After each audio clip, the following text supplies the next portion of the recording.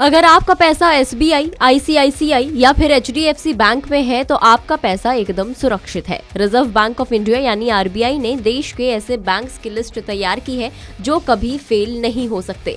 2 जनवरी को RBI की तरफ से DSIB यानी डोमेस्टिक सिस्टमेटिकली इम्पोर्टेंट बैंक्स 2022 की लिस्ट जारी की है। इस लिस्ट में SBI, ICICI एंड HDFC को शामिल किया गया है।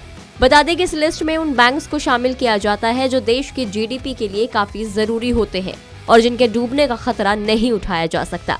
ये ऐसे बैंक्स होते हैं जो फेल नहीं हो सकते यानी टू बिग टू फेल की कैटेगरी में आते हैं।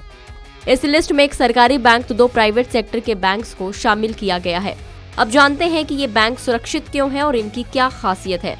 To big to fail bank के कॉन्सेप्ट के तहत ये उम्मीद की जाती है कि जब ऐसे बैंकों पर कोई संकट आएगा तो सरकार इनका समर्थन करेगी और इन्हें डूबने से बचाएगी। इसीलिए फंडिंग मार्केट में इन बैंक्स को कुछ एक्स्ट्रा सुविधा मिलती है और ग्राहकों का भरोसा भी इन बैंकों पर बढ़ता है।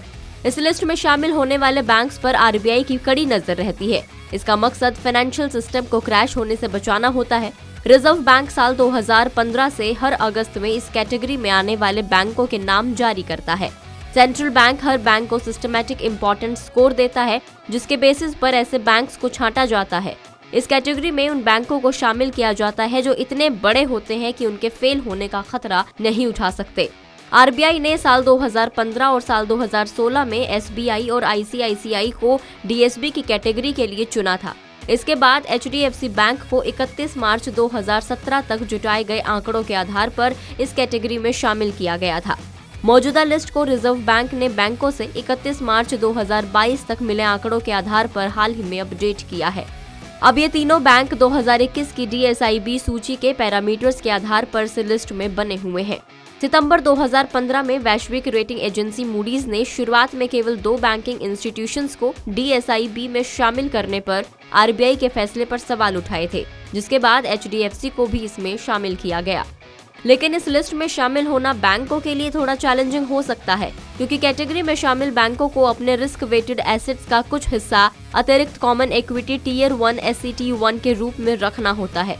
SCT1 टियर 1 कैपिटल का वो हिस्सा होता है जिसे बैंक या किसी वित्तीय संस्थान द्वारा इक्विटी के रूप में रखना होता है। RBI प्रेस रिलीज के मुताबिक SBI को अपने रिस्क वेटेड एसेट के परसेंटेज के रूप में अतिरिक्त 0.60% SCT1 बनाए रखना होता है। इसी तरह ICICI बैंक और HDFC बैंक को अतिरिक्त 0.20% SCT1 के रूप में बनाए रखना होता है। खैर, आपके लिए अच्छी खबर है अगर आपका पैसा इन बैंकों में है तो। आपको ये रिपोर्ट कैसी लगी हमें कमेंट करके जरूर बताइए। अगर आप इस वीडियो को फेसबुक पर देख रहे हैं तो फेसबुक पेज को लाइक करें और अगर आप हमें यूट्यूब पर देख रहे हैं तो यूट्यूब चैनल को सब्सक्राइब करना ना भूलें।